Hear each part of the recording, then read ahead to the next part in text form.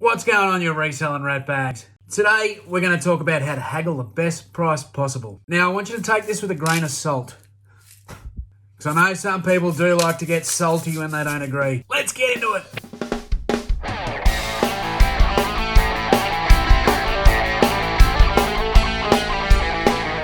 Now, all these practices can be taken in however you want, as a seller or as a buyer or whatever. So if you want to take it in as a seller, take it in as a seller. If you want to take it in as a buyer, take it in as a buyer. If you want to take it in as a negotiation with your fucking neighbour's cat, I don't care. Whatever way suits you, then take it in like that. Woo!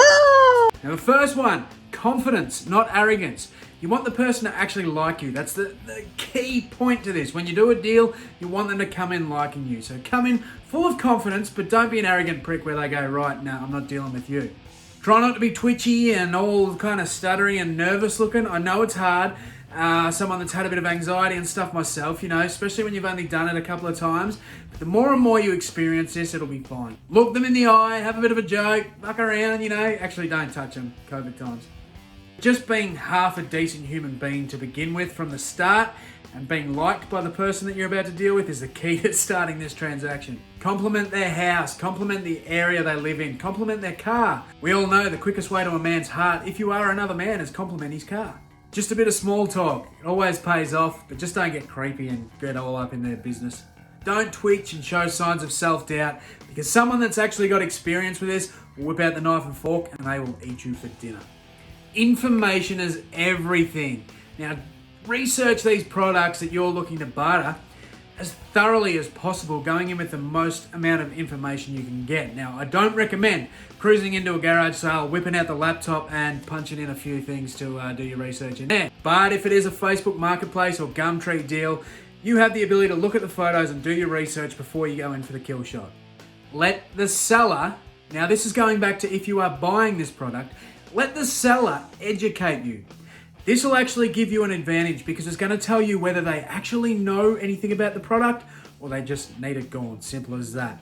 If you've gone in with a bit of research and you even know more than them, still let them educate you because it's still giving you that head start on to know what their brain's at or where their brain's at with this item or this lot of stuff that you're about to buy.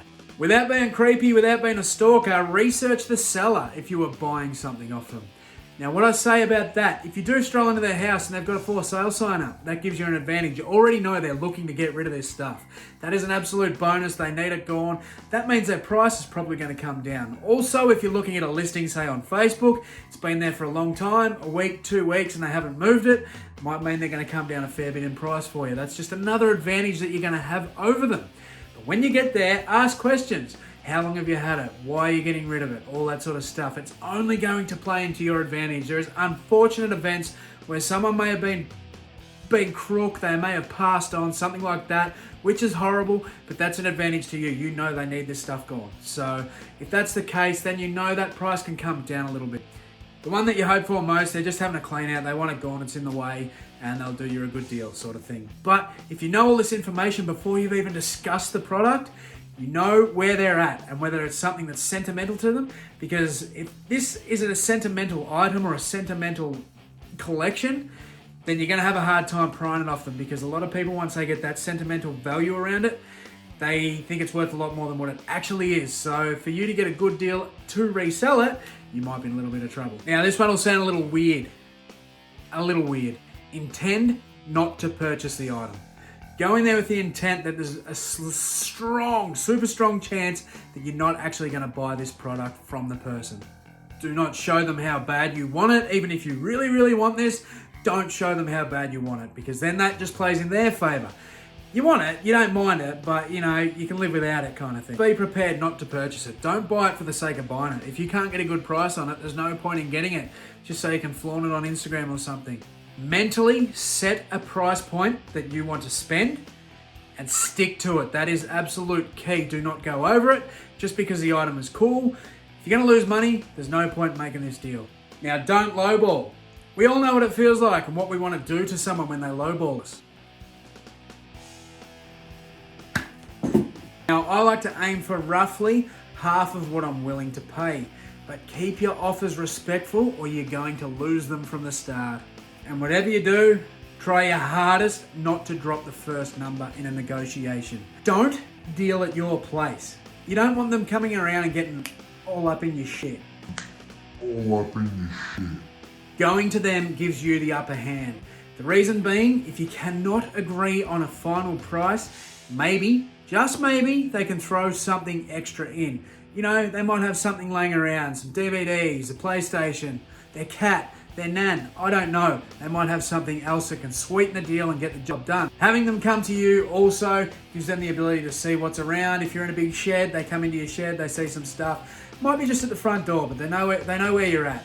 Simply, I like to go and either meet them somewhere or go to their place, because if you are actually buying from them, you can't agree on a price, there might be just a small chance they'll throw some more stuff in that they need to get rid of, or you can mention some of the other stuff that isn't even linked with the things that you're buying and get a better deal. Negotiate face to face. Now the reason being for that, if you actually try and do a deal on Facebook and you're throwing out an offer, then you actually give them the time to easily reject or ponder on it. And you don't want that. You want to put them on the spot. So when I say face to face, what you want to do is, I don't actually send out an offer. I don't say I'm going to buy it, because then that puts out a commitment to it.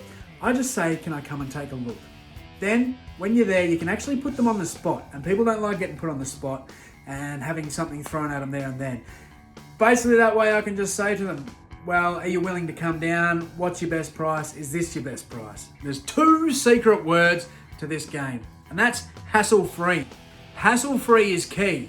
Now the reason is, if you're there, you've come down, they've given a price, you've given a price, there's a good strategy of mine that I like to use. Look, you're here, I'm there, we're both miles apart, can we meet in the middle and get the job done? Then I like to follow up with, hassle-free, I'll give you cash now and I'll be on my way. It's the psychology game. It gets these little cogs rolling in their head. They go, well, hang on, there is a hassle here, because there's a lot of dickheads on Facebook. You know it, I know it, there's so many.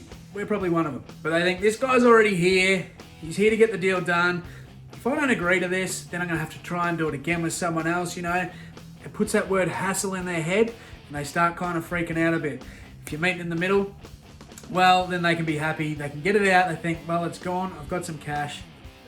It's gone, simple as that. At the end of the day, they can only say no. There's so many times you can be rejected, it doesn't matter. At the end of the day, it's only gonna add to your confidence, add to your experience. Take that from a bloke that never got a shag off Tinder. I know haggling's not for everyone, it can be daunting, but if you are in this game, you're probably gonna have to do it a little bit, whether you are selling something or trying to make a good purchase. And I know there's a lot of people kicking around the community that haven't made bulk purchases yet, they're just doing the op shop stuff and they're looking at getting into that style of things. It's something that you're probably gonna have to do, and it's always gonna help your business. Your business will be better, you will succeed from being able to haggle. It's definitely an art.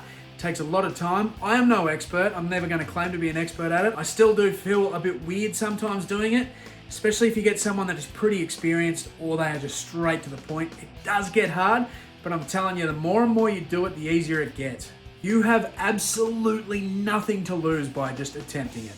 And I've said it in the past on other videos, you can be a haggler, but you can also be a dog. Don't be a dog. I mean, if someone's giving you a deal where it's super cheap, where something you're going to make 700% on, I mean, don't try and bring them down if you don't need to. If it's already at a bargain basement price, someone's asking $10 for something that you can sell for 700, there's absolutely no point in haggling. So do it at the right times. Basically, all I say and the strategy I use is to stay nice, be friendly, be confident, and hold control of this whole deal. Something a bit different today, Coco. I appreciate you if you've made it this far. If you did like it, please hit that thumb, drop a comment, say hello. If you haven't subbed yet, you know what to do. Do all that shit, and I'll see you in the next video.